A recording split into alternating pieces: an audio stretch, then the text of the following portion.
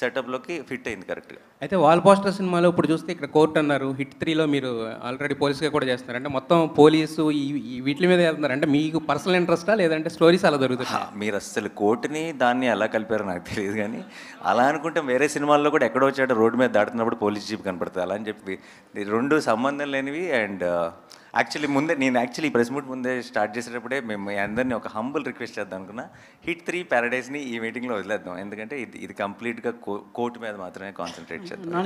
నానిగారు ఈ సినిమా ద్వారా 2 మంచి విషయాలు ఆడియన్స్ చూడబోతున్నారని మీ మాటల్లో అర్థమైంది. పోక్సో యాక్ట్ ఎలా ఉండబోతుంది, దానికి సంబంధించినటువంటి అవగాహన ఈ సినిమా ద్వారా యువతలో ఇద్దామనే ఒక ప్రయత్నం ఉంది. అలా అని చెప్పి ఏదో అవగాహన కోసం తీసిన సినిమాలో ఉండదు, అది కథ జరుగుతుంటుంది, కంప్లీట్గా గ్రిప్పింగ్ ఉండి మీరు నిజంగా ఒక సెలబ్రేట్ చేసుకునే ఫిల్మ్ అవబోతుంది. బట్ బై ద ఎండ్ మీరు థియేటర్ నుంచి బయటకు వచ్చేటప్పటికి మీకు పోక్సో గురించి తెలియాల్సిందంతా తెలుస్తుంది. ఇందాక మీరు ఒక మాట అన్నారు, సో ఇలాంటి చట్టాలు ఇలాంటి వ్యవస్థ ఒక పాఠ్యాంశంగా ఉంటే పాఠశాల స్థాయి నుంచి ఒక అవగాహన పెరుగుతుంది పిల్లల్లో. సో బయట సమాజంలో ఇలాంటి నేరాలు కావచ్చు, ఇలాంటి చెడు విషయాల పట్ల ఆకర్షితులు ఎవరు అనేది అది ఎంతవరకు సాధ్యం, అది బయట సమాజంలో అది జరుగుతుంది అంటారా? సినిమాల ద్వారా చూపిస్తూ అవగాహన మాత్రమే ఆచరణ సాధ్యం కదంటారు. ఎలా అయితే అంటే మొత్తం లా చదవమనట్లే, law that is the very big topic. But మన బేసిక్లీ మన డే టు డే లైఫ్లో మన ఎఫెక్ట్ చేసే లాస్ ఏవైతే ఉన్నాయో అవి యంగ్స్టర్స్కి తెలియాలి. చాలాసార్లు అది తప్పు అని కూడా వాళ్ళకి తెలియదు. అండ్ అది లాలో చాలా పెద్ద తప్పు, అది జీవితాలు నాశనం చేయగలిగినంత పెద్ద తప్పు అది. అండ్ అవన్నీ తెలియకుండా వాళ్ళు చేసిన ఒక పొరపాటుని మనం చాలా పెద్ద క్రైమ్గా కూడా చూస్తాం అప్పుడప్పుడు.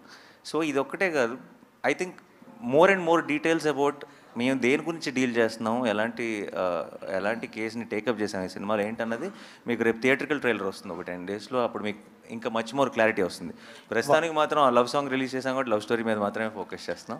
But as we go to the release we will have much more details about this. And ఈ సినిమాకి we're planning to have a special red carpet for everyone, for the industry, for the media, for everyone. ఎందుకంటే ఇలాంటి cinema I think చేతిలో ఉన్నప్పుడు మనకి ఆ release రోజు ఎలా ఉంటుంది, మార్నింగ్ షో ఇలా కాదు, ఇంత గొప్ప సినిమా ఉంది అన్న ఒక చిన్న కాన్ఫిడెన్స్తో అందరికీ చూపించాలని కోరుకుంటుందిగా.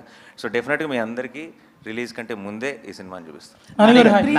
నానిగారు ఇక్కడ నానిగారు యాక్చువల్లీ వాల్